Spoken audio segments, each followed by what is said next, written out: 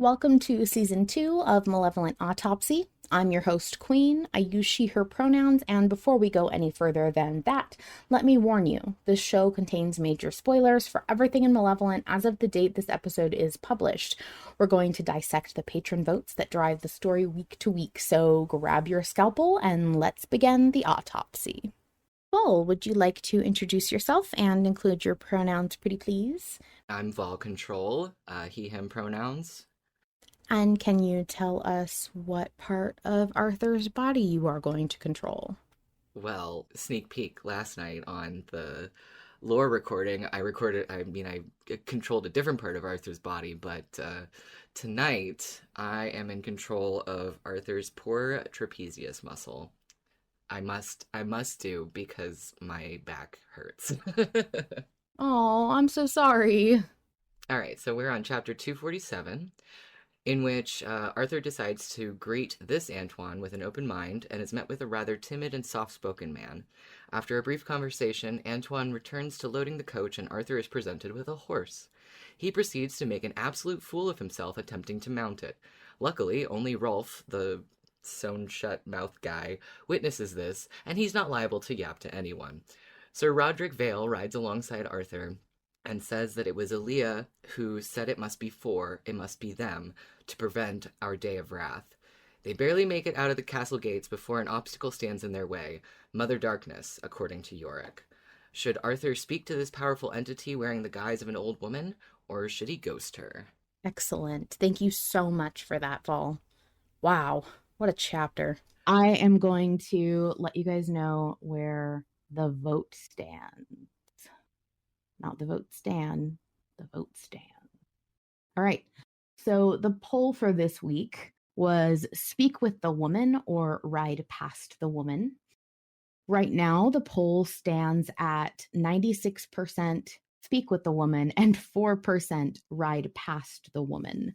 That is so wild. Yeah, very obvious favor going on. Which, I voted for speak with the woman. I know that you did too, Vol. Yes, I did. I had an immediate visceral reaction to the end of that episode because, to my mind, it is a known fairy tale rule that you do not ignore the crone. Yeah. And that I ran to poll chat. I ran to slow poll and just put that in big letters. I will also mention that we have a very handy little tool that somebody in the Discord found.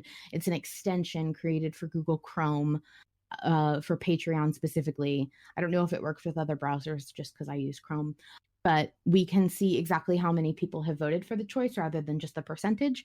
So Speak with the Woman has 354 votes and Ride Past the Woman has 16 votes for a collective of 370 votes. So when I came into Malevolent, when I joined the Discord and started being active and voting back in... almost exactly a year ago. Oh my God, that's right. No, I think I passed my year anniversary because I think I first said something in the Discord on January 5th. Mm-hmm. When I first joined, we hadn't broke 300 votes yet. Yeah. So we have come a very, very long way. And I think it's just going to get bigger and bigger. We have new people joining all the time. Being part of the voting process and seeing some of the behind the scenes stuff is truly, I think, one of the things that this community has bonded around the most. And it is just such a delightful and very unique experience. So if you're listening to this and Malevolent is still running, go become a patron. Even if it's only for a short time, it's really worth it. It's worth having the experience. And I mean, my point of view, it's so much richer with the Discord. Harlan's in there. His wife Jo is in there. There's so much community and art and projects, and constantly something is happening in the server. Every week they do a dice stream night where they live stream an episode of Dice Shame, which is the tabletop role-playing game. You don't have to be a super fan to really enjoy yourself in the Discord, but if you are a super fan, that is the place you want to be. So absolutely. Yeah, it's a really great community. It's awesome. Yeah. So about this vote, it's very hard to argue about it. And I wouldn't say I've seen any strong cases that were made against speaking with the woman. And I I mean, I'm trying to think of them myself, and it's pretty difficult. But chat, if you guys think of any reasons, like genuine good faith, try and put yourself in the other side's shoes. Why should we ride past this woman? I'm telling you, we can't let the party see how incompetent Arthur is getting on and off the horse. This is vital. Yeah, I mean, I'm shocked that we can't just stay on the horse and talk to a person. I have trouble letting that one go. But This is about respectability, you know? These are medieval social norms, okay? you know what? That's fair. That's actually the first reason that I've heard that has been me go, all right, fine. Bird says she could say something that tells the party that Arthur is trying to take the stone. That's a good thought. I like that. Hydra says if we piss her off, the fallout would still be narratively interesting. Yeah, I agree. Mm-hmm. I think it would be very exciting to see what happens either way. I'm fascinated that there isn't a larger group of people trying to vie for writing past her, but I think that may be how similar to how people play video games. I think a lot more people than we know really want to engage with like every NPC and see every Right, chest right. and, turn over every trash can. Yeah, I feel like I believe that riding past the crone would be rude or even seem cowardly, but I could also see the flip side of that where this dismissal of Mother Darkness shows that Arthur is also like not intimidated and not afraid of her, Yeah. just to play devil's advocate. Lambda says, I'm parroting some reasons I saw. We are in a group right now, right outside the castle. We're probably the most protected we can possibly be. Riding past her is intentionally provoking her to call her bluff. Best case, she has nothing up her sleeve. Worst case, she starts a fight, which right now is probably the best case we have for engaging with a fight, especially if we stay on the horse. Yeah, I think if there was a time to have pick a fight, it would be now. Like if anyone wanted to engage in combat, the party just healed and did a long rest, so now would be the time. But I don't get the vibe that this is a party that's like excited to run around engaging in combat. First sign, I think they're supposed to. Didn't they mention they're supposed to stay low and like safely, casually walk? The get through this basically. Yeah, and ruffle as few feathers as possible. But in this situation, I think that I also just think that another one of those times where I'm like, narratively, it would be so fucking weird for Arthur to just ride past her. Yeah, and narratively too, I feel like when John goes out of his way to describe this woman, there's so many other ways it could have gone if we weren't supposed to talk to her. It feels very much like ignoring the DM when they say like, "Oh, you're in a tavern and there's lots of people and they're all talking and drinking." And there's also one shadowy guy in the corner with a cloak on Right. who's staring at you. Like Yeah. Yeah, yeah. It's like ignoring the hook. Absolutely. Roses of Envy says, I feel like our party would also be suspicious of us if we chose to ignore the lady asking for us by name, which Everard mentioned was an interesting name, and we definitely want to avoid suspicion. Right. Autumn says she's right next to the entrance of the castle. She ain't gonna start shit since she's outnumbered and so close to our home turf. Plus, as I mentioned earlier, gods love a little bit of spice in their mortal playthings. I mean, look at Cain. This seems like her trying to get a read on us discreetly so nobody else but we would know. We need to make a good impression on her, live up to the demeanor of a man not to be fucked with, but most importantly, if we've learned anything from any piece of fairy tale mythology to exist ever, it is do not ignore the very normal old woman. One of the interesting counter arguments that wanted to ignore the woman. One of the ones that I kept seeing people referring to Mother Darkness eating John, and Yeah, I saw one from Key Raven on the Invictus server. My strongest point for Ride Pass side is that it may protect our secrets. Mother Darkness may want to hurt slash eat John for killing the witch, which may reveal him. Yeah, the idea of John being the focus and not so much Arthur would really line up with how this is supposed to be a John centric season. And the concept of everybody being more interested in John than in the vessel that is carrying John around. Right. And we have, all of these complicated relationships between gods. We have, there's a lot of different entities with their motivations at this point. And I feel like we're in the weeds of lots of names, lots of big and powerful people. Again, it doesn't seem wise to avoid talking to somebody who so clearly wants our attention. Yeah. Yeah, I don't, and I also don't. I want to figure out what her deal is now and try and get a read on what she wants, what her vibe is, because if we ignore her now, I feel like we know that she knows where to find us. And I don't think that is purely because we've been staying at Everard's castle for the past week. Like I think that we have to be aware that she could pop out at any time and, not making contact now. I think somebody in the chat said this as well, that she could come bite us in the ass when we're less prepared in a more vulnerable situation. Yeah, I totally agree. I also wonder what kind of a threat she may pose, if any, to everybody else in our party.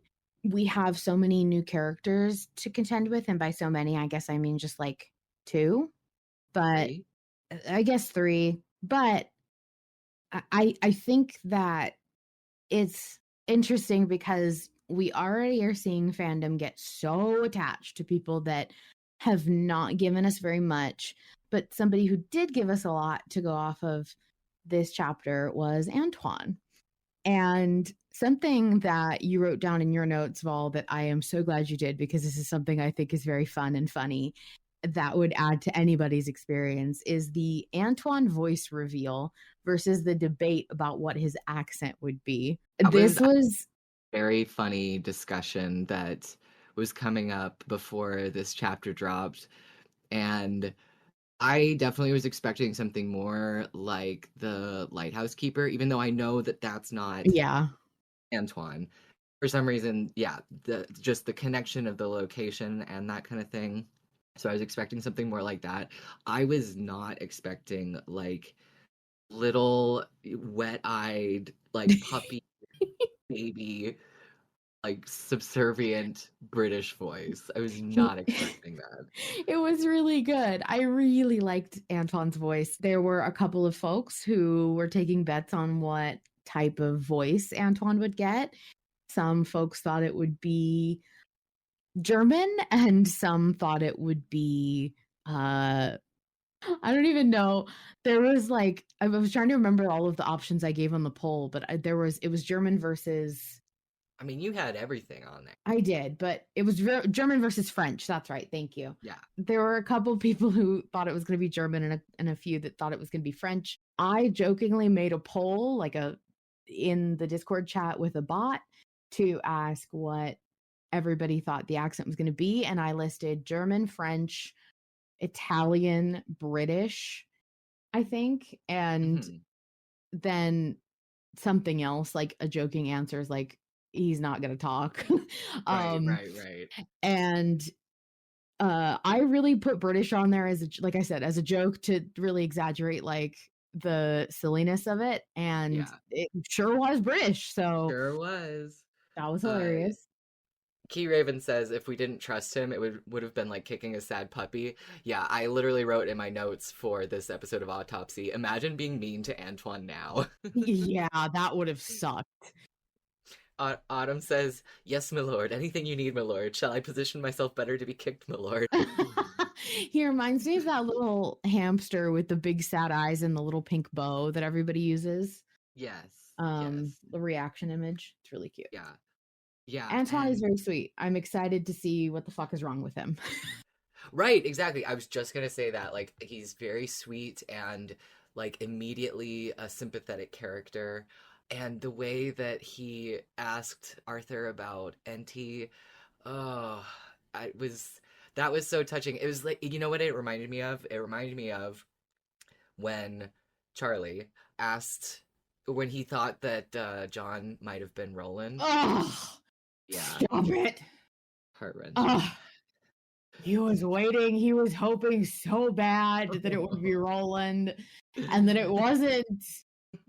I'm sorry. I'm sorry. I Yeah, just, but I love how immediately we get to see this like deep bond that Antoine had with his mentor, with Enti, and John describing he looks heartbroken as if he had lost a love. I love that.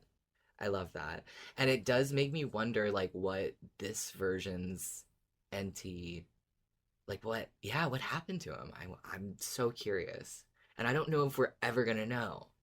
yeah, probably. I mean, unless it's very relevant to the Blackstone, I doubt it because I think some of Malevolent's charm in this penultimate season is so many missing pieces that you just are never going to know, that you are free to figure out or make up or Right. fill in yourself. I love that. I think Harlan has been far more generous with giving us time lapses to play with and make fanfic for Right, right. and Absolutely, yeah. imagine about. I also really like it because it allows him to keep some things hidden from us for longer. Like, Hmm. the fact that in Intermezzo or in part 40, like Arthur having worked with the Butcher the whole time, that was Yeah, only that was possible such a because we had a huge small time reveal. skip. Yeah, it was a Yeah. huge reveal. Nobody predicted it coming. And I think that it was really cool because that was the first time I remember thinking, what the fuck, you did something without me? Like I didn't know Arthur could do things without me. I thought Right, he yeah, yeah, yeah. had to see everything Arthur saw. Like I didn't realize that he could just like go and do shit. And it was so cool because it was like, oh my god, that's right. Like he has there are parts of Arthur's life that I will never know about or see, and it made it feel a lot more real for me. So I love that we are getting more time lapses now where time passes and we don't know what happens. And maybe later we'll hear that something did. Like I was Yeah, well, I speculating think in lore chat about what they possibly could have talked about. right, yeah, yeah, yeah, yeah. I was just thinking about that. Like, so curious to know how much Arthur shared with Everard, and yeah, yeah. It's really interesting, and yeah, all of there's gonna be so much fan fiction, so much fan fiction. Yes, I am very excited for all of that. Yeah. Um, One of the other things that I am excited about that has been confirmed in the text of the show in this chapter is that there is a regular supply of food, and Arthur will be having regular 3 square meals a day. Maybe not that much, but finally, I just feel like that was Harlan going, look, I'm tired of everybody asking when he last ate. He's yeah. gonna eat. He has food. He's fine. No, that's true. That's true. I've noticed that even I care a little bit less about the details as we get closer and closer to this really big finale. This kind of getting more lore, more questions, more action. I'm like, yeah, okay. I figure he's eaten. I figure he slept, and I'm less worried about the details of Arthur's safety and health because Right. not because it's not important, but because I'm not hyper focused on that. That's not what the season's about in a way that it was back in season 1 and 2. Yeah, I was just thinking the same thing, that like a lot of the physical torture and like starvation was plot relevant to season 1, season 2, and kind of into season 3. But yeah, like I would say, yeah, since season 4, it no longer has to be like written in the text exactly, and we don't have Arthur complaining about being like weak from a lack of food. That time he spent healing up in the Hag's Hovel. Oh, we're not sure what he ate, but apparently he ate something. Yeah, I think as Malevolent's gone on, you can really see how the different types of horror have progressed Hmm. because Hmm. a few episodes of Autopsy ago, I was like, how are you possibly going to gross me out now? Like, what could Right. you possibly make me listen to that I would be like, wow, that's a new low, or A what would I new ever gross. take off my headphones for again? Because Hmm. I think that was during the time where they were throwing the rocks at the what do you call it? The gibbet. Yes, because I was like, okay, so big deal. They have to gouge an eye out. And if you had told me that I would say that like a couple months ago, I'd be like, oh, like no way. But it's That's just so like, funny. yeah, I've heard it. We get it. They gouge eyes out. But they've been through so much that it's really hard for me to think of like what comes next in a way that is pretty easy to describe. So Hmm. really, it has to be those pain points have to be really creative. And Yeah. I think so far he's hit it out of the box in season 5. Those Yeah, maggots season were five's been incredible. awesome. Hydra says, then the carriage explodes, no food. So that's what they've got coming next. That's Mother But Darkness is going to blow up their carriage right here and now. the bugs sorry, not the bugs. The Blackstone is in the carriage. So I'm hoping that means the carriage will be safe for at least a little bit. Right, right. Yes, Hydra. Oh my god. Hydra said Oscar's Yes. arm coming off is the only one that's got me, and I'm still so neutral on Oscar. That shit is too grounded in reality and it freaks me out. Meanwhile, the Mhm. maggots are a touch more removed fantasy wise. Hydras, I feel like you and I are on the same wavelength because, first of all, who's Oscar? But um, second of all, that is the only part of Malevolent that I got physically sick over and had to stop listening and go outside and calm down. Like I was very viscerally affected by that in a way that no other soundscaping in Malevolent has gotten me before or since. And I am not usually the kind of person who is good at this kind of audio drama, but Malevolent has made me braver and more tolerant and more excited to have those terrifying, nauseous experiences because it's almost like saying, "Oh my god, I survived that. Okay, what Right, now? What's right. next? What's going to be Yeah. the new thing?"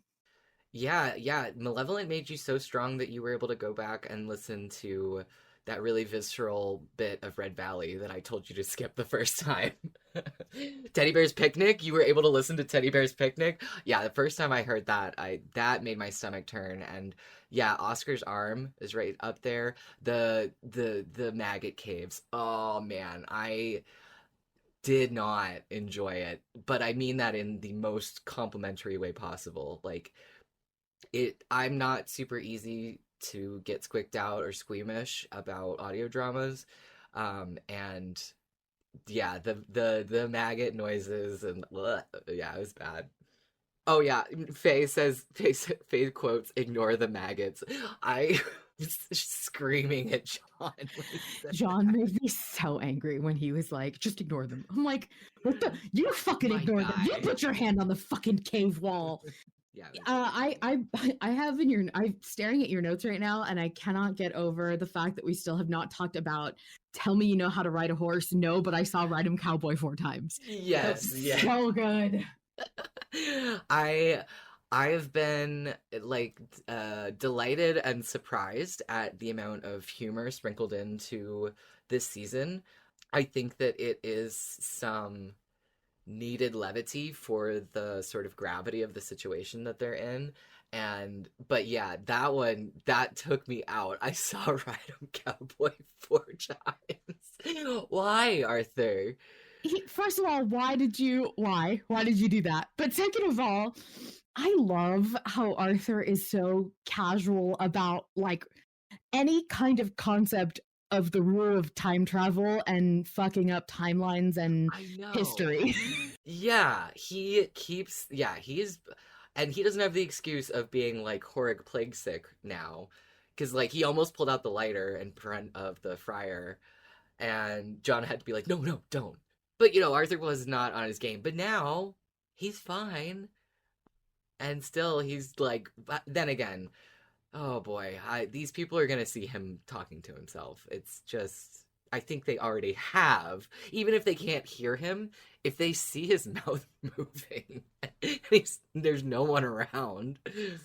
Oh, yeah, and Graham says he mentioned Shakespeare in front of the murder party Oh my guests. God, Yeah. yes. Jesus.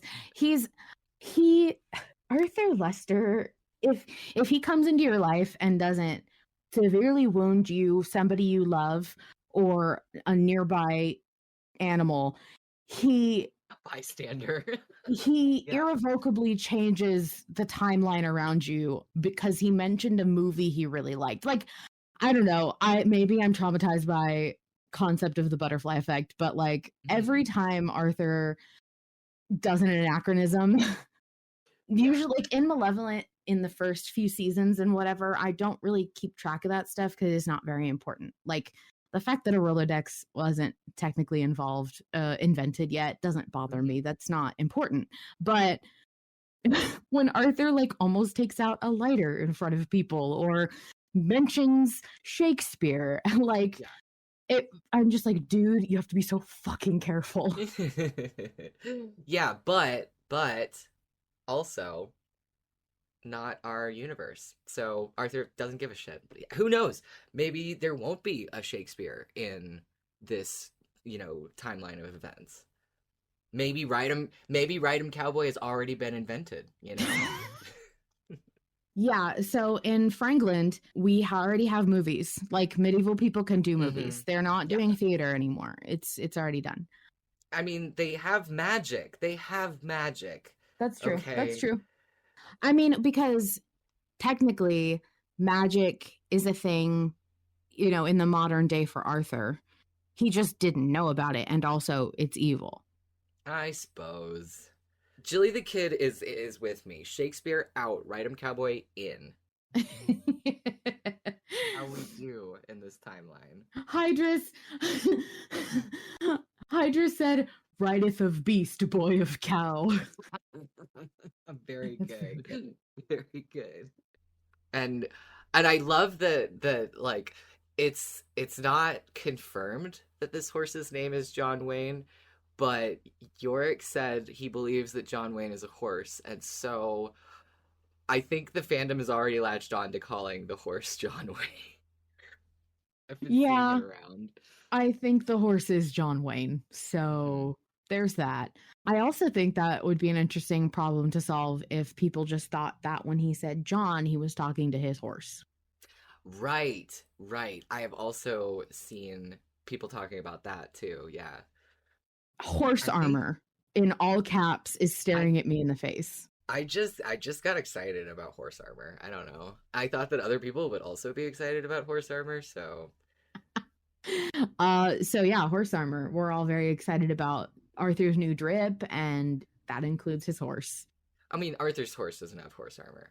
Surveil's horse has horse armor. Surveil. Yeah, So surveil. he's got like a matching he's like matching with his horse. Like I'm imagining it's like a black horse with black horse armor and this knight in black full armor is riding on top. His black beard is sticking out of his helmet apparently. I'm here for it. I love The it. power of fandom is so strong right now because podcast doesn't give us exact perfect descriptions, which means it can be literally anything you want. And that Yes. means, yes, this man can be in matching cool black horse armor and all of that fun stuff. Yes. Alternately, could also be like pastel pink armor with Okay. a horse that has like their mane and tail dyed to a very cute like burgundy because I'm trying to be Okay. more realistic about the The amount of dye's dye that they would available. have. Right. Because Yeah. pastel pink metal is normal, but we got to make Yes. sure the horse's Gotta hair keep it, is. yeah, gotta keep it time period relevant when it comes to the dye. It's Graham just very ruined my fun. Vale's armor has been described as black. Never mind. Cancel me. Never mind. Anyway, we have pride and power, unintimidated and unafraid. Yeah, that is how John describes the old woman, Mother Darkness, as looking, and I love that for her. Yeah, I'm very interested in this woman. I'm also interested in, like, does Mother Darkness just kind of like tell her followers what she wants and then they do? Or is this going to be a direct quote? You know what I I mean? don't, yeah, I don't know, because, like, if Mother Darkness is Yidra, which the similarities are, like, almost overwhelming, then her whole thing is she has to consume. Like, that's her whole deal. She just has to constantly consume. And so I think that she amasses followers and maybe gives them some amount of power, in service of that. So yeah, maybe she's just gonna eat Arthur, just gonna munch him. There's also the concept of, like, when you describe Mother Darkness, like, I know she absorbs things and they do like a hive mind thing, but like, I I think the individuality of the person that she is using as kind of an avatar or a Right, follower that she is in direct control of, I guess I want to say, I have to wonder that person. So, for example, the witch kept her backstory. That's not Mother Darkness's story. right, That's a story right. about a follower of her. And so I'm wondering, like, is this woman going to be straight up like open her mouth and say, I'm Mother Darkness and I'm using this person to talk to you? Or is this going to be like, I have a message, you suck, XOXO? Well, Mother Darkness can take on the shape of, like, anything that she consumes. So this could be actual Mother Darkness just wearing the guise of one of her followers or whatever, or somebody she ate or something.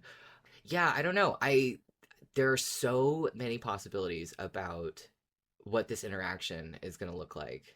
Yeah, I like the note that you put here. So, do you want to talk about some of the things that Booth John said that the public doesn't get to hear? Yeah, yeah. So Booth John is the voice that sounds very similar to John, but is not John, who basically presents the votes for us. And he is not our friend, but he he will often add a little bit of context to how he describes the vote or how he sums up the choice. And sometimes that can be illuminating and sometimes it's very misleading. So we take everything that Booth John or BJ says with a grain of salt. One of the things that he says is that we met Mother Darkness at the crossroads, on the crossroads. And that kind of like stuck in my head, talking about like fairy tale tropes and myth and legend that, crossroads, meeting with the devil or with an evil spirit who's trying to, get you to make a deal with them. Is that anything? Yeah, I really like that. I mean, I think that Booth John is such an interesting concept for how to guide patrons or how to help them or how to hinder them or how to trick Hmm. them without impacting the public narrative either. So, like, I kind of think about that sort of gray area that you get when you're playing a tabletop role playing game and you're trying to solve a puzzle and your DM gives you a minute to talk off the table, like out of character. Right. And you have to, like, you want to ask them questions and you want to go back and forth, but the DM's like, I can't really help you, but I will let you sit there and stew for a little bit, just not forever. And that kind of Right. feels like that time that Booth John gives us. So with what he says about, like, the words that he says can sometimes be picked apart to such a specific degree that we lose track of the plot and we have to kind of zoom back out. However, he's Absolutely. put in there for a reason. Harlan, I mean, I think part of the reason is now consistency. Like, if he wanted to Yes. stop doing it, it's kind of too late. He can do whatever he wants, of course, but Yeah. I know for sure that Harlan wants to be writing the story, and Booth John is not the story. So Right. he's said before, like, this isn't, this is my least favorite part of writing the episode, Right. and so I know that when I'm reading Booth John's words or when I'm listening to him, as much as those words can sometimes be used as a tool to, like, in some way impact the way voters feel, it's also just kind of like at this point, how do I phrase the question any more plainly than before? And let me make sure you guys have all the information that you need. And if we already do, Booth John will straight up just be like, this is your fucking choice, deal with it. And it's very Right. short. I see this as kind of an expansion of what the choice is and trying to sum up if you miss something super important. Like in this specific one, Booth John says, though you've left the castle gates, a powerful enemy seems to have been waiting for you. So, for example, if you missed the physical travel that they did, then you would know, oh, okay, so they've left the castle gates. So that's kind of what I see Booth John is doing. However, I think it is very cool that we got specifically on the crossroads out of that, because crossroads and lots of winding paths have been brought up in season 5 so far. Mm-hmm. Lots of directionlessness and being lost, which is John's theme. Yeah, yeah. And I think that's very significant. So I wouldn't be surprised if that was intentional. Yeah, and I also like that Booth John often has a way of framing the things that does force you to look at what seems like the obvious answer versus what seems like the non-obvious answer and really examine what the implications of each choice are. So in this one, he says, the question is, do you speak with her? You always have the choice to simply ride past. Perhaps this is exactly what she wants. Or perhaps she's taken a gamble in some way. And that feels like showing that there is weight to each of these options. Like, it shouldn't be super obvious. Although, in some cases, when there is what seems to be an obvious vote, we do end up with results like we got this week, where it's overwhelmingly for one thing. Nikki wants me to make sure and mention that for folks that don't know yet, Booth John is not to be trusted or taken at face value. He is not the word of God. He is not our friend. He is not trying to guide us in always the right direction. I like to consider what he has to say, but ultimately it shouldn't always be the driving force or the guiding light. He's not a guiding light. No, no, no. There's nothing light about this man. Mizra says he's my friend even if he doesn't like me. And I feel like that is the relationship that many patrons have with Booth John. Personally, I'm very much like irrational about when I do and don't put stock in what he says. And I will be like, if he agrees with me and he's easy to understand, then yeah, absolutely, I'll listen to him. The second he Right. says something that doesn't align with what I want, I don't know him. Who's Booth John? The funny thing is that, like, I think you're really safer off not listening to Booth John. Like, I think ultimately, if you were going to say, like, well, I don't know, my vote might be influenced about what he says. I don't know if I can unhear it. If I don't know if I can Yeah. separate myself from it, I wouldn't listen to Right. Booth John like at all. Yeah. I would, in Yeah. fact, I would try and skip that portion of the dialogue, not because you should skip any of Malevolent, but because I think Booth John, it's very easy to start micro, like it says, assuming Yorick is correct in this sentence here that Booth Yeah. John said. And Yeah. Yeah. Yeah. immediately you're like, well, of course What you're does like, I that mean? wasn't questioning that before, but now I Right. am. Yeah. Like, Yeah. Exactly. Yeah. That's why I included that in my synopsis. I'm sure that some people listening to that are like, why would you question whether or not she is Mother Darkness? Because I said Mother Darkness according to Yorick, and it's because Booth John has to go and be weird about it. he always ends these votes with the choice is yours, or the choice as always is yours, or whatever. And I'm like, dude, first of all, I'm very excited for the day that phrase changes, because I have a feeling it's going to. And I'm putting it on the record now. There's going to be something cool and ominous, and Booth John is going to finally say that the choice isn't ours or some shit like that. It's going to make me get goosebumps, and I'm going to be a total sucker for it. The Mm-hmm. second thing I want to say is the very specific tone of Booth John can guide a whole vote. Like, Mm-hmm. Oh yeah, I've seen absolutely. Booth John basically control the narrative to the Yeah. point where I'm like, guys, I know it's really easy to let okay, it's that phrase from, they say it in Call of Cthulhu games that I've just recently heard, and it was, don't let it's facts and theories, but I'm trying to remember the order of it. But I think it's like, don't let your It was also something that was said in Ren's season 4 sit down. There we go. Nikki's Yes. been clutch. Thank you, Nikki. Don't let the theory create the facts. Yeah. Nikki also gave me an important explanation as to why Booth John said, according to Yorick, they say because Yorick just said he thinks John Wayne was a horse. For being like a almost all-knowing creature, or a creature that has access to basically all knowledge, theoretically, you would think that he would know. We love our high intelligence, low wisdom friends, okay?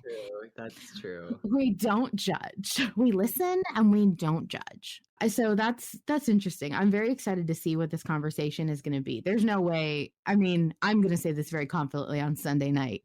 There is no way you flip a poll that's in the 90s. No. So we're definitely talking to her, and I'm very excited about it.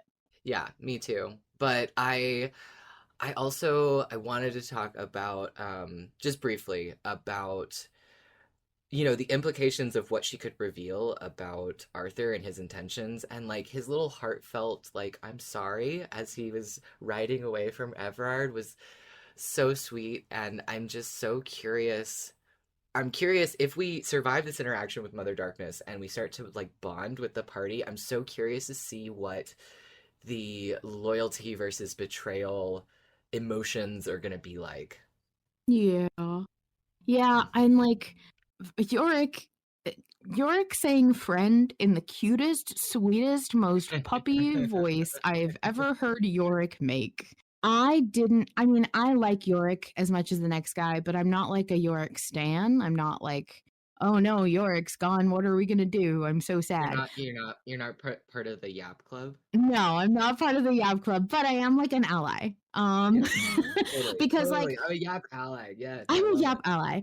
But because I do cheer when he comes back. He's levity that I think I agree is totally needed. However, I think I'm gonna start caring more if he starts pulling that friend shit. And yeah.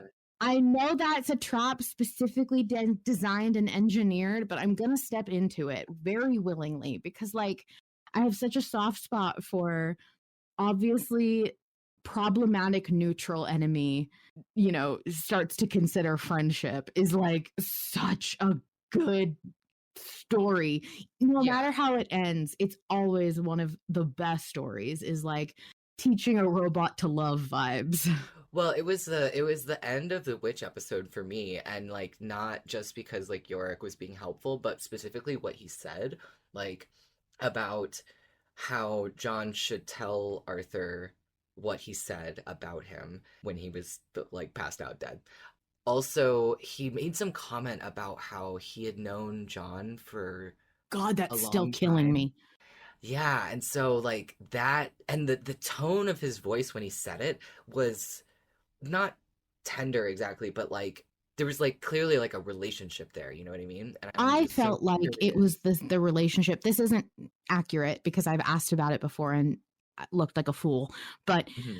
I get the vibe that it was a superior relationship, like Yorick answered to Yeah, John in some way or has yeah. met him and was a follower or servant or some kind of person right beneath, and that they have some kind of an intimate connection that goes beyond what would be normal, or that maybe Wow. there was some kind of relationship there, not necessarily private but just like very Mhm. special, kind of the way that I see kind of knights and kings.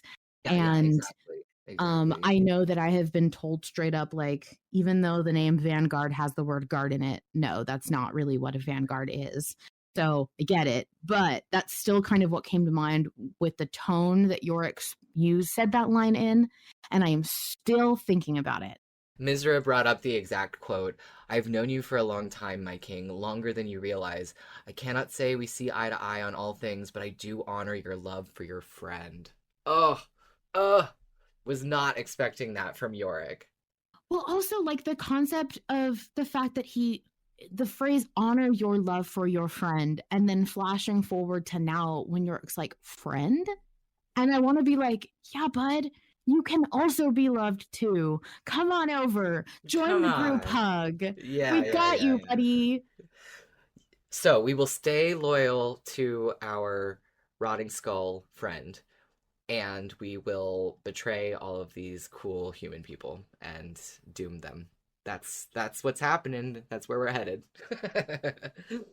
Everything can change, which we've seen Yeah. from Yeah. past experiences. And I think season 5, more than anything, has the power to be completely different than what everybody is anticipating. So Yeah. I'm very excited to continue to see what happens next.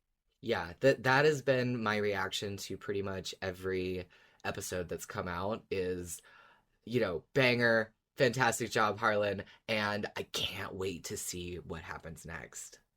Yeah, I agree. I think that is kind of the sentiment of all of Malevolent right now, is everyone just going, okay, now what? Okay, now what? No. Okay, Yeah. now what? So I'm very excited, and I think that's a great place to leave off for tonight. Thank you so much, Val, for coming on and hanging out. My absolute pleasure. Malevolent is a story rich in connections and deeper ties to other sources like Lovecraftian mythos and other Invictus actual play games found on the YouTube channel. To get more insight about relevant lore for this vote, let's chat with some of the extra knowledgeable lore keepers. I am here today with a couple of lovely friends of mine who have both appeared on Autopsy before. Would you guys like to introduce yourselves and let me know what part of Arthur's body you are controlling for the evening? I'm Nikki. Pronouns are any pronouns, or neopronouns are fun, E, A. And I am today controlling Arthur's spinal fluid. Just, moving up and down, keeping everything fresh and circulated, keep that brain juiced. And I'm Vol Control. I am not a lore master, but I had a pretty visceral reaction to this vote, and I am controlling Arthur Lester's bicep because mine is very sore. I just got my tetanus shot, and it hurts a lot.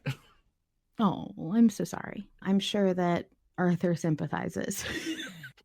Get that man some vaccines. Important question. Is it the right or the left? The left. So it's really technically, Oh, yeah. it's John's. Okay, so it's Arthur's body, but it's John's bicep.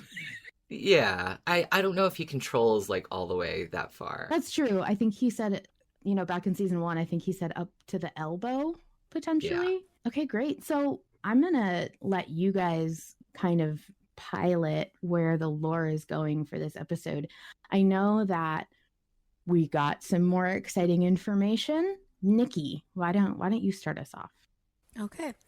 So I wanted to touch on just a few things about what we know or theorize about Mother Darkness, since she is the person that we are deciding whether or not to talk to. And having that context, I think, would be helpful in this consideration.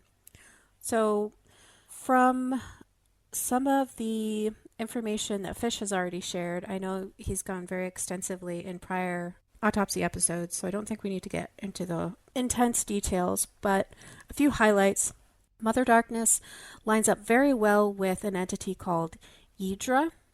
Yeah, I found Fish is theorizing about this for a while to be, like, so interesting. Yes.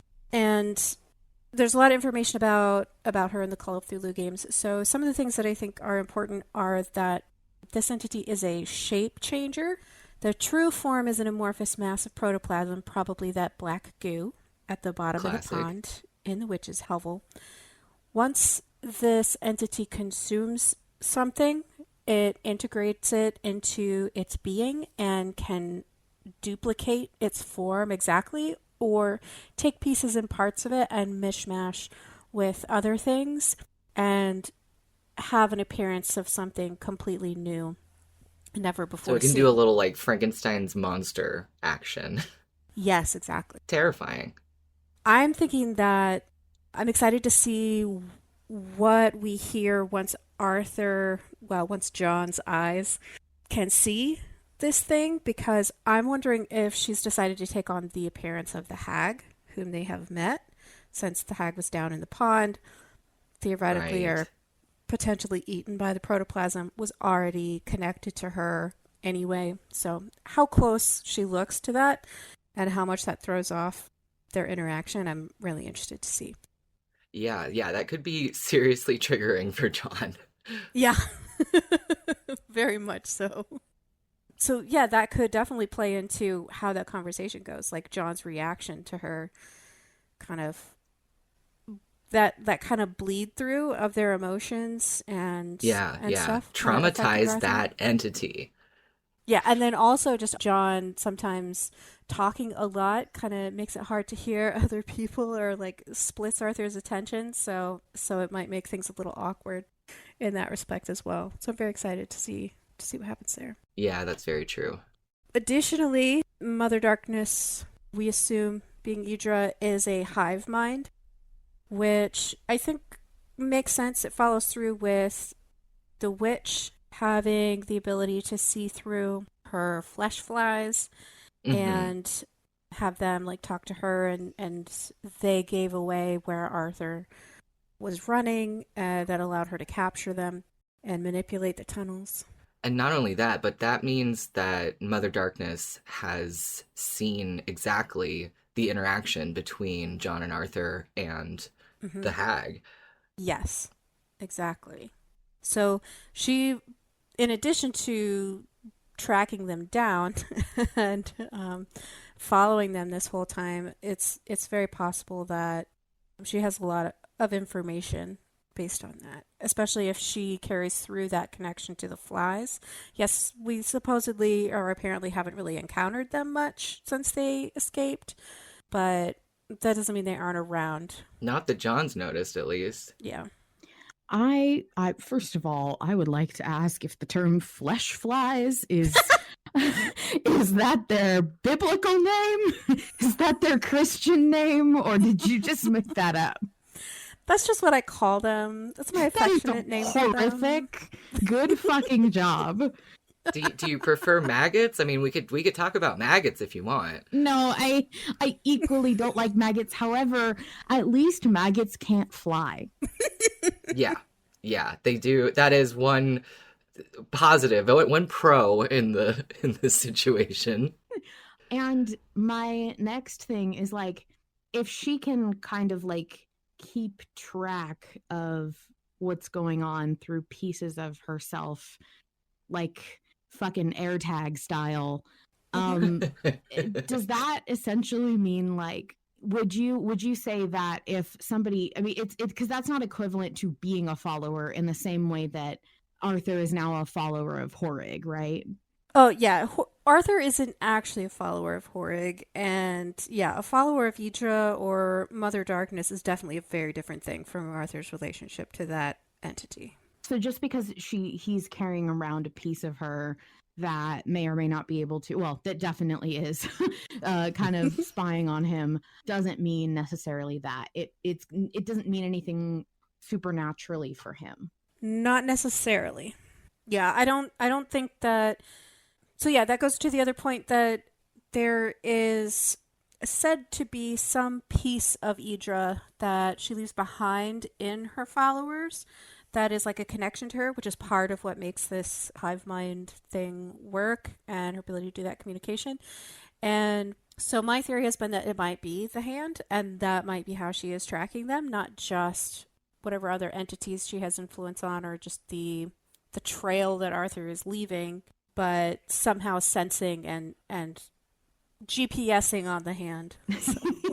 I mean, it's essentially an air tag is how I'm gonna just associate it, because that makes sense to me. But like, I was just thinking, like, if they've used the hand now to become an artifact, the hand of malevolence that is unique to Malevolent, does that change the nature of it? Did that screw with her ability to spy on them? Do we think maybe that, is there some way that that relationship now being kind of imbuing that hand with magical properties, maybe did that change anything? I think it definitely made the hand perform a certain function. I don't know how much it would have affected any connection that it has. I don't think that it would let Mother Darkness listen in through the sphere of silence that it provides. I don't think it lets her break that, but I don't know that it necessarily disabled the AirTag either. Yeah, because I was just thinking, like, I mean, getting that hand, if Yorick was guiding the building of this object, did it have to specifically be the witch's hand? And is that why? Like, is he serving that purpose? I feel like maybe it had to be a witch's hand, not necessarily a witch who is a follower of Mother Darkness's hand. I think so too. Okay. Some kind of supernatural power already connected to it, but maybe a little flexible on the exact nature of it. Okay, that makes sense. Man, Arthur's just being tagged by like all these gods, all these entities, He's got the Alexander nanny cam from Lilith, and now maybe he's been getting stalked by Mother Darkness the whole time. I mean, he definitely has. Like, regardless if the hand has been spying on us, it's just bugs. It's just bugs that she uses to spy on people, so I don't think it would be that hard. You could say that she's bugged Arthur. Oh my god, yes. Okay, perfect. Perfect. Okay. Sorry. Another thing that I'm kind of curious about is how long she's taken to get there. Did she arrive at the castle shortly after Arthur did and has just been waiting there this whole time? We know she's been following him, and he's been there for about a week. That's a good question. Do you mean in the literal sense, or? Yeah. So that's a good question, because I always kind of assume that transportation and travel for supernatural entities is kind of like a non-issue. Sort of like, I just imagine that, for example, Cain just literally pops up wherever he wants to be. But if you have to go through a middleman, essentially having a follower be your avatar, your acolyte that represents you, moving through the world becomes a lot more difficult. So at the same time, like, she can change into anything. So maybe, I mean, it doesn't necessarily mean that she has been just changing enough to keep up with us, or, and why didn't she go into the castle? Was there something preventing her from doing that? Exactly. That's what I'm wondering. I have to wonder if Everard has some kind of like wards on the castle. I mean, especially with Aaliyah and her supernatural abilities. And with them keeping the Blackstone there, like, there have to be... That's true. I would say a variety of protective spells and materials and stuff at play. And exactly what they are and how extensive they are and how that would impact her, like, even just knocking on the door to say, hey, is Arthur in there? Can we talk? Can I talk to him? Can Arthur come out and play? Versus just assuming he's going to come out at some point and hunkering down until he does.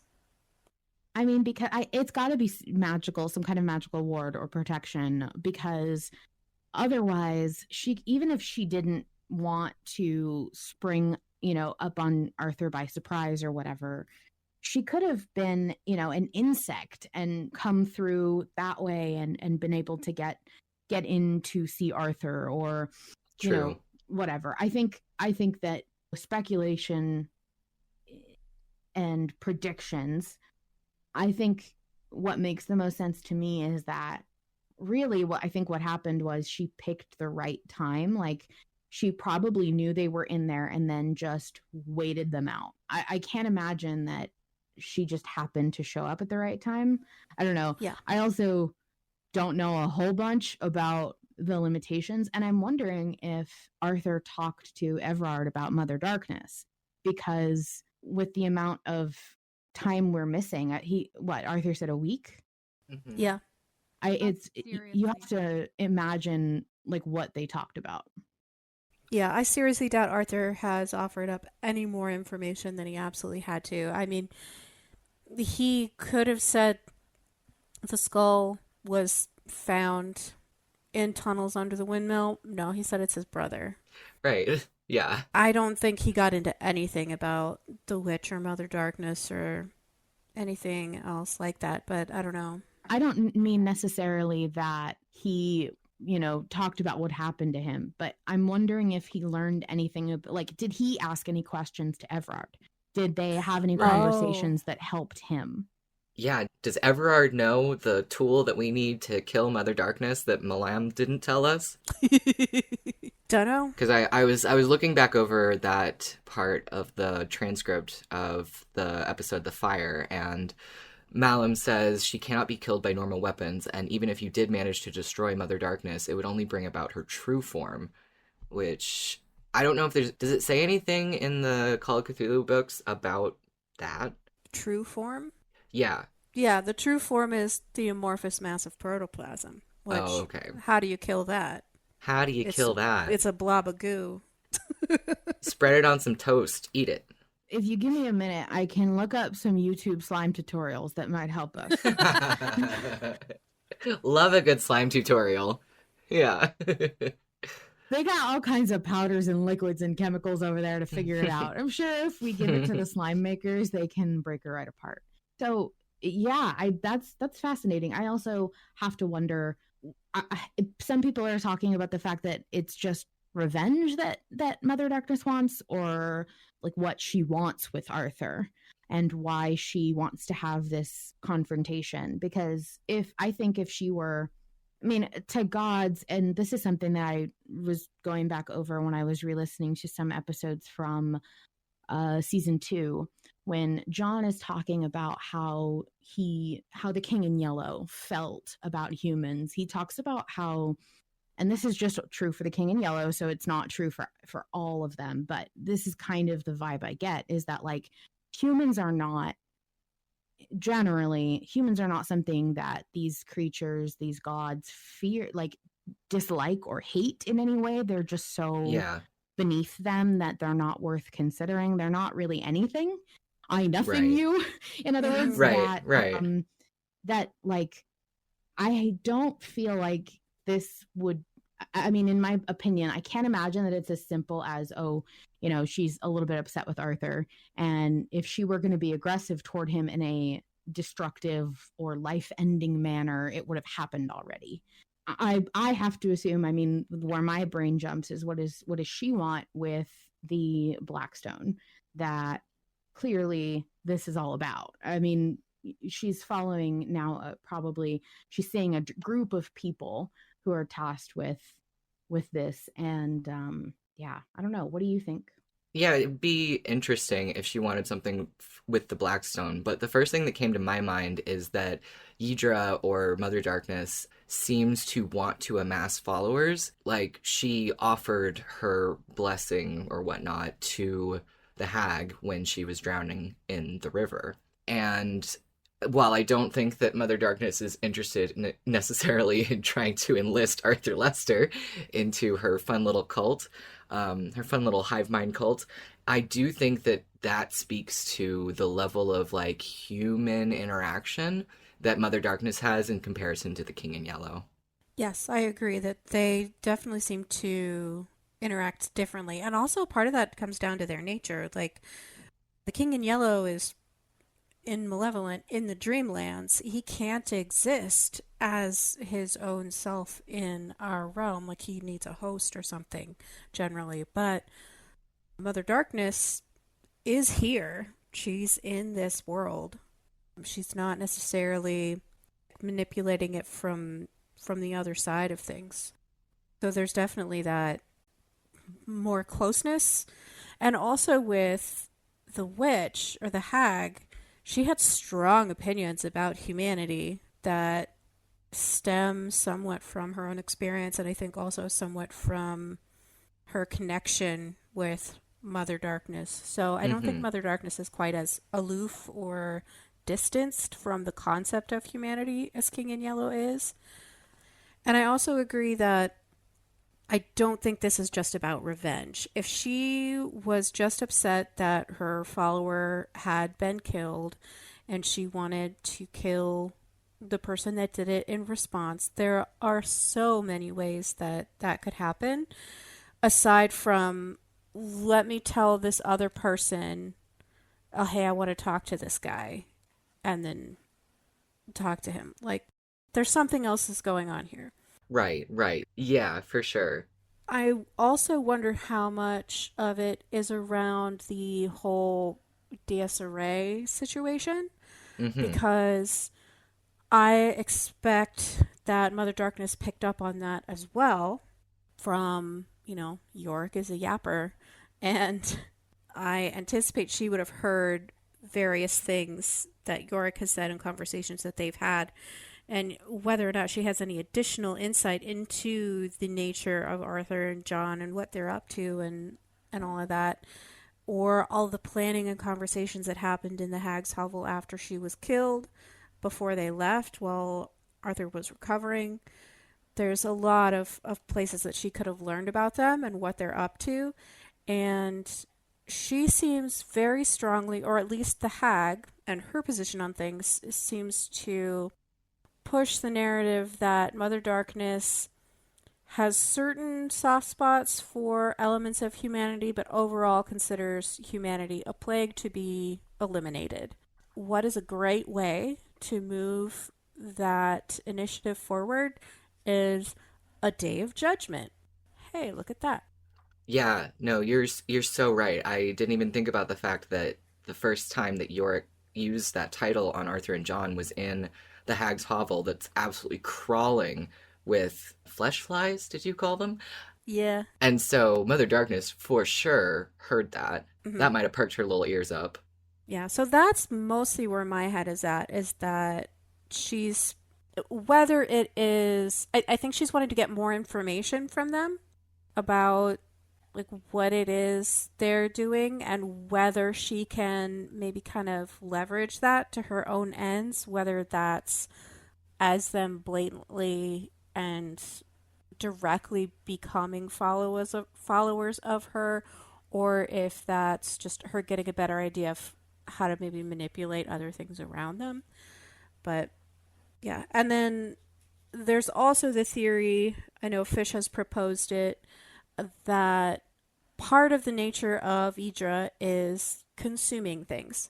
Idra has to consume material constantly, and again, that gives her the ability to take on the shape of those things. Yeah. And in the Call of Cthulhu book, it says that there's some debate or uncertainty of whether or not that includes the ability to consume other eldritch entities Oh. and therefore Oh. gain their power. So I know Fish has been thinking maybe Idra wants to eat John Oh God. and No. get that little bit of outer god stuff. I have to say that makes the most sense to me because of the fact that this is the John season. This is the isolation season, and I'm having suddenly a thought that it's about them being isolated, but I actually think it's specifically about Arthur's significance as the human component of this team potentially being a little bit reduced because, like, Right.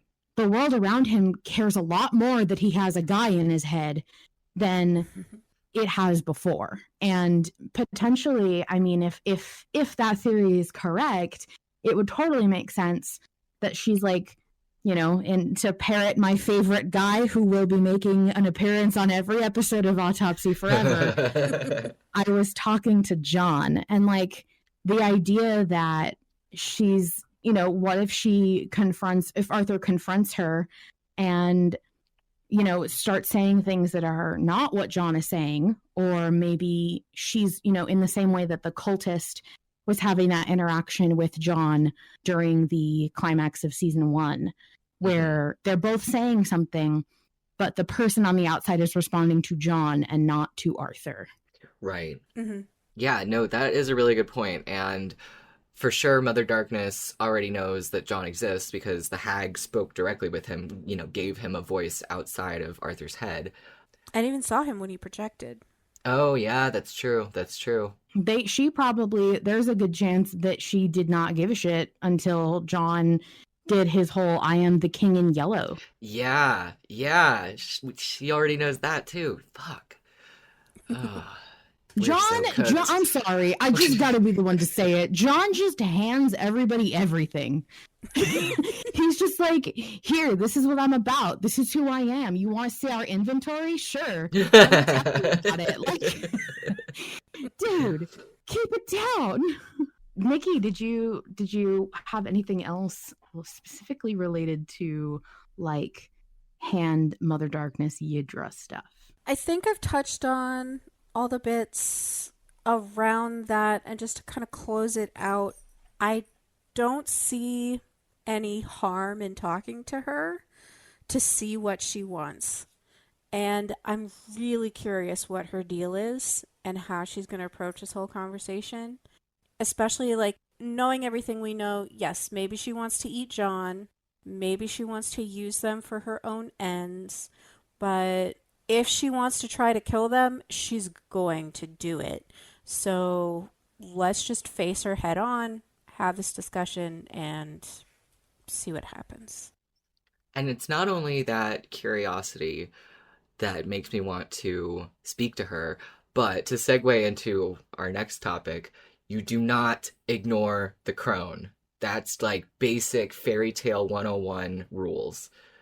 Nothing ever good happens if you ignore the crone on the side of the road or who's asking for a cup of water or anything like that.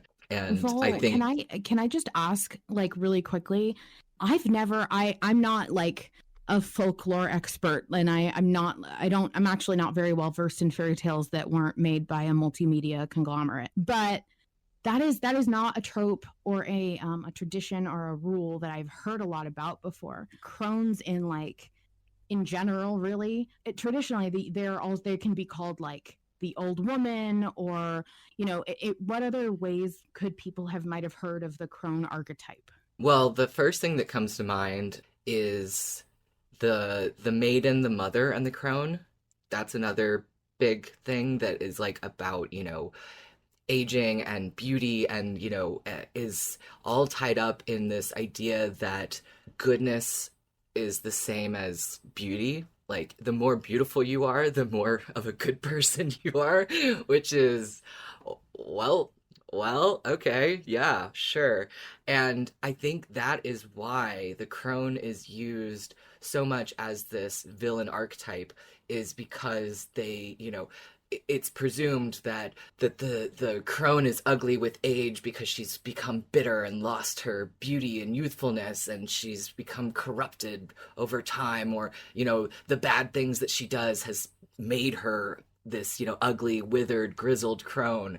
And the trope of like do not ignore the crone plays on this, because often, 10 times out of 10, the crone that you are not supposed to be ignoring and that you are supposed to be kind to is actually a fae in disguise, and they have chosen this disguise specifically because it's quote unquote like hard to feel sympathy or empathy towards an ugly old crone, whatever.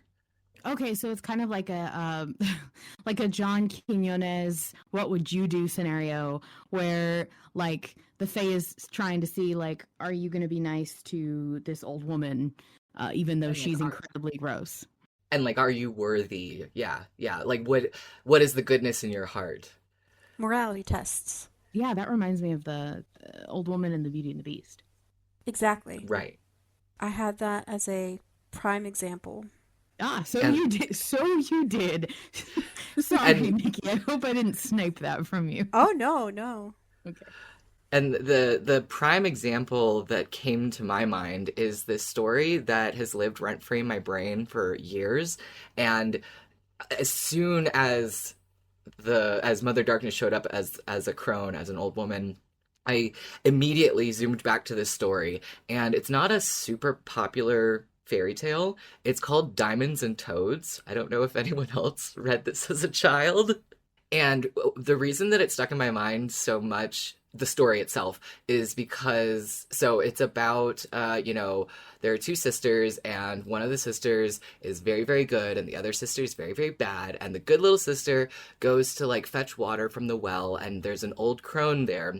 And the crone asks her for a cup of water, and she she does so. She gives her a cup of water and, is very kind to her. And then the crone reveals herself to be a fairy. And for this, good little girl's good deed, she gives her the gift that whenever she speaks, diamonds and pearls and precious gems will spill from her lips. So she returns home, and her mother is so excited about this, wonderful blessing that they've been given. And so she sends her very, very bad daughter off to the well to go and get the same blessing. And so the girl goes, and this time the Fae appears as a beautiful princess, I believe. And the bad little girl, is rude to her and refuses to do anything for her because she's expecting the crone. She's waiting for the crone. And so the fairy reveals herself and curses her so that every time she opens her mouth, snakes and toads and lizards will come out of her mouth. And there's more to the story, but obviously this imagery really, really stuck with me as a kid. Dude, I'm sorry. Both of them got the shit end of that deal because you can't talk anymore. Right. And what ends up happening is the daughter who has the diamonds and stuff coming out of her mouth, a prince decides that he wants to marry her for her wealth, and he basically makes her talk all the time until she's ill. But the bad little girl discovers that she can use her curse for her own gain, and basically freak the townsfolk people out into doing anything she asks. And then the bad little girl goes and sees that her sister's getting sick because her prince husband won't let her rest. And so she bullies the prince with snakes and lizards and toads into treating her sister better. So it's like a happily ever after for everyone. That's incredible. I love that. Yeah. So I don't know. Well, and when I started doing some of the research for this trope, just to see how prevalent it was about don't ignore the crone, be kind to the crone, I actually found that maybe this is just me that has this fairy tale rule stuck in my head. There's not the prevalence of this trope that I thought there was going to be when I started looking into it a little bit deeper. So it's something that you made up that happened to come true. Yes. I love that. Yeah. Well, but I would say, yes, it is difficult to track down specific examples or anything useful written or summarizing about it.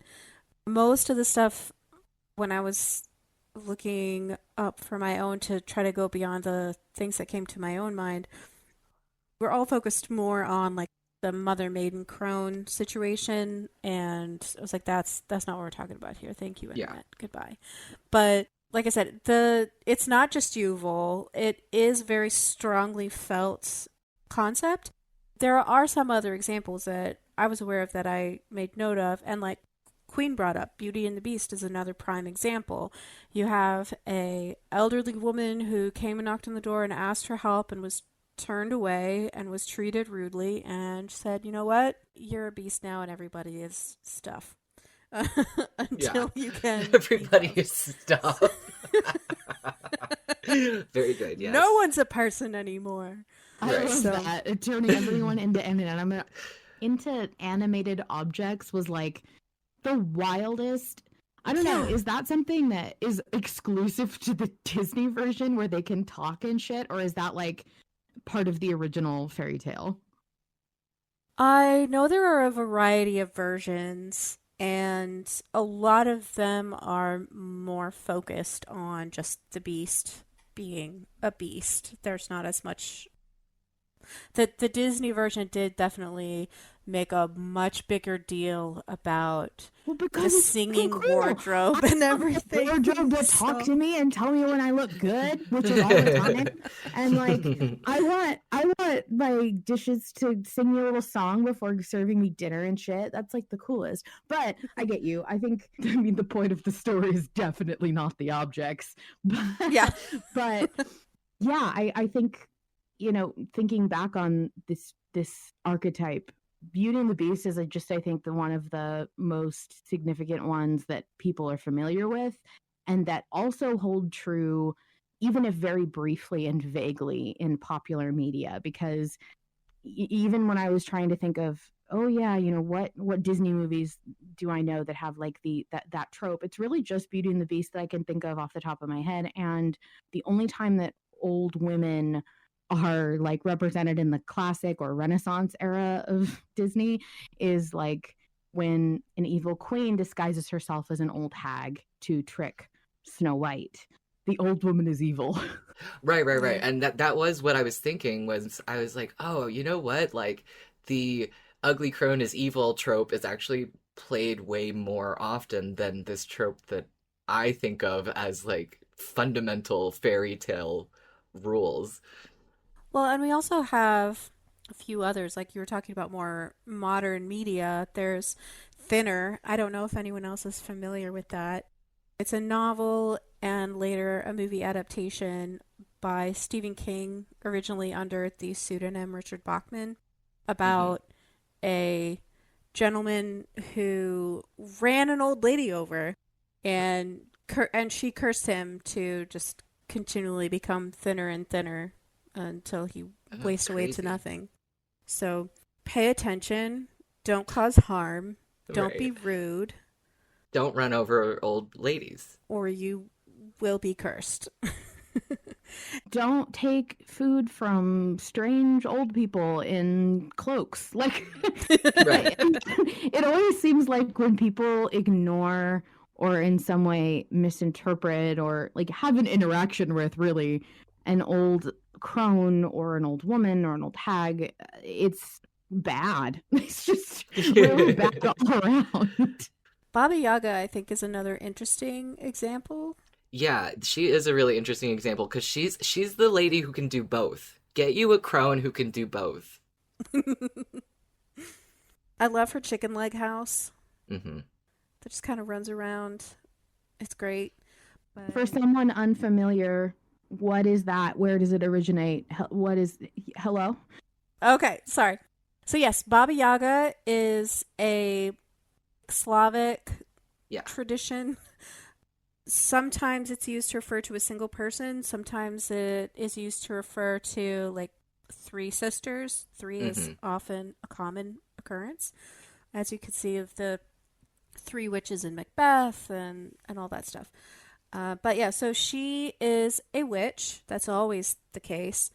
Hmm. She sometimes can fly around on in a mortar, like a mortar Yeah, and love pestle. that for her. It's very And so she'll good. just like fly around on that. Sometimes she steers it with a broom. Sometimes she just flies on the broom. But she has a chicken hut, so it's this like log cabin that has like these giant chicken legs, and I it mean, just think of walks Howl's Moving around. Castle when it like is just it's like devolved into just a room or like a platform and it's got the little chicken legs. It's very Baba Yaga core.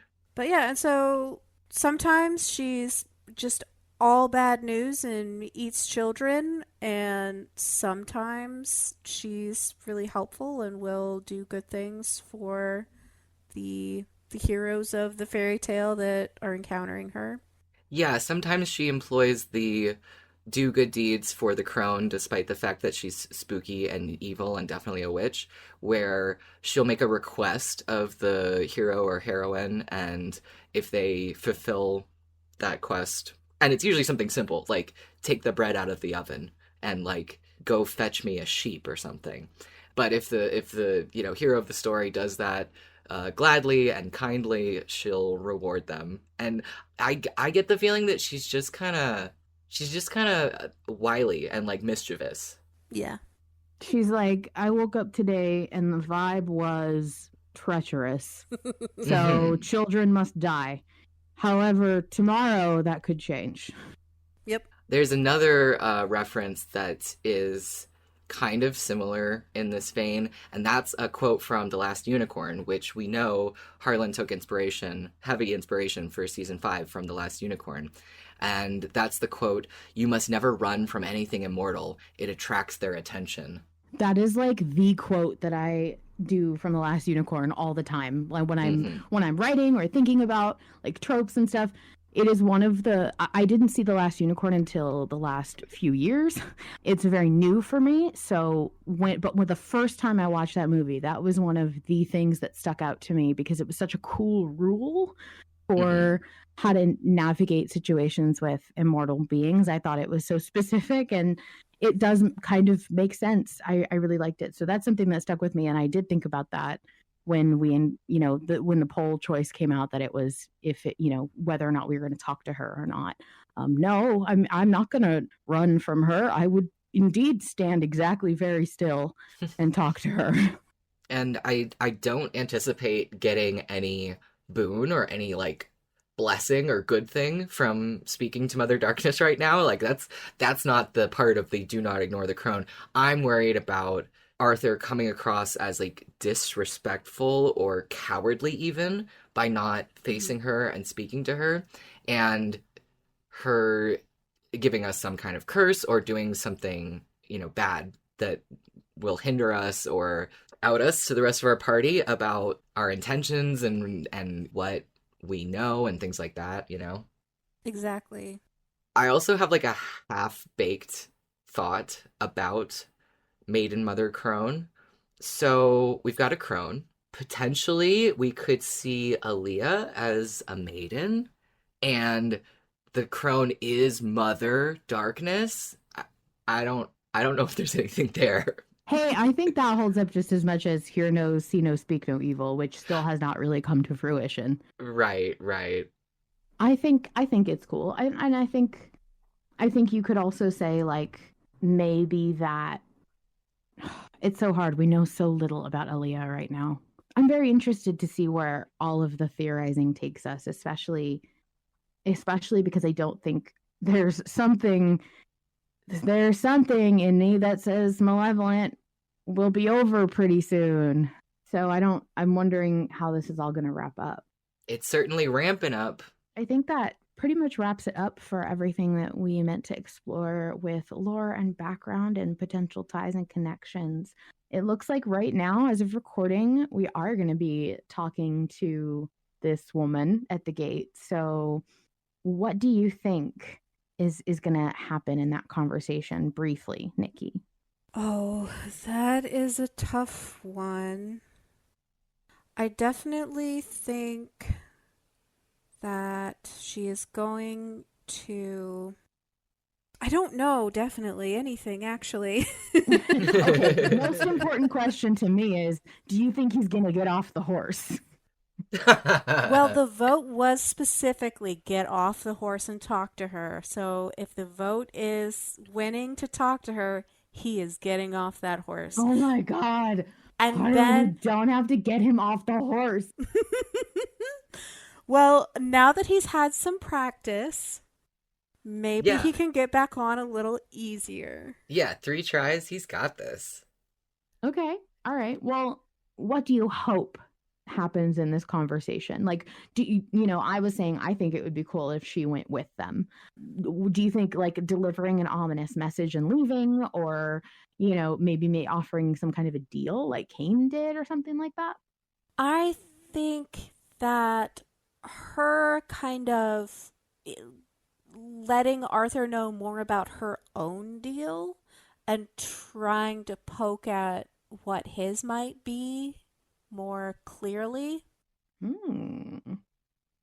in a way that's maybe setting up some kind of ongoing distance relationship of whatever that might end up looking like. Like, I don't think she wants to kill him. I think she wants to learn more about him and maybe figure out a way to use him. So I think that's what the conversation is going to focus on, is kind of her figuring out and introducing that concept of, I can track you down. I know where you live. I can follow you all I want and do what I want. So here's my ideas. What do you say? I like that. How about you, Val? What do you think or hope is going to happen? She is gonna ruin Arthur's whole career. She's going to mention John. She is going to mention his true intentions. She's going to mention that he's going to betray all of them. And to top it all off, she is going to make fun of how he gets on and off a horse. She's going to roast him. She's going to roast that man. Oh my God, that would be great. I do really like that too. I think it would be fun if she was like, take me with you or else capital O, capital E. So we'll see. It will be interesting to come back and see what happens next. But thank you guys so much for coming on, informing us, and helping us out. We really appreciate it. Thank you, of course, to Harlan Guthrie, the sole creator of Malevolent. You can find everything official at linktree/Harlan Guthrie. Without his labor of love for a story he wants to tell, we wouldn't be here. And speaking of here, if you want to be part of the live vote chat I record each week, join the Invictus Patreon and connect your Discord account. We have our own private patrons-only autopsy channel. If you want to chat with me and maybe even some other folks you hear from on the show, you can also find a public autopsy channel from the Invictus Discord so you can hang out even if you're not a patron. While Malevolent Autopsy is my pride and joy, it wouldn't be ever improving without some key players. Thank you to Mizra, Nikki, and Vol Control for their work editing and assisting with production. They do so much for the show, and they do it all as volunteers, and I couldn't be more grateful. To submit a voice recording, have your message read aloud on the show, or find us on other platforms, visit linktree/Malevolent Autopsy. Let's hear from one more Malevolent fan before we finish this week. My name is Bird, and I use they/them pronouns. I have been part of the Malevolent community for almost a year now as of current date, and Malevolent has positively impacted me in a lot of ways, but one of the biggest ones for me was that it re-inspired me. I had been really unmotivated to create anything for a good 2 to 3 years before I started Malevolent, and I was really only working on art if it was something that I planned on selling at a convention, which very quickly burnt me out. Getting into Malevolent reignited my creative spark. This story and these characters have so much life in them, and there are so many beautiful and incredible and tragic moments that I want to capture that I can't help but want to create. I've also never encountered a community that's so supportive of fan artists. I can't even begin to put into words how grateful I am to have found Malevolent and the community that's formed around it. It makes literally every day brighter. I'm your host, Queen, and I'll see you next week. The horrors persist, but so do we.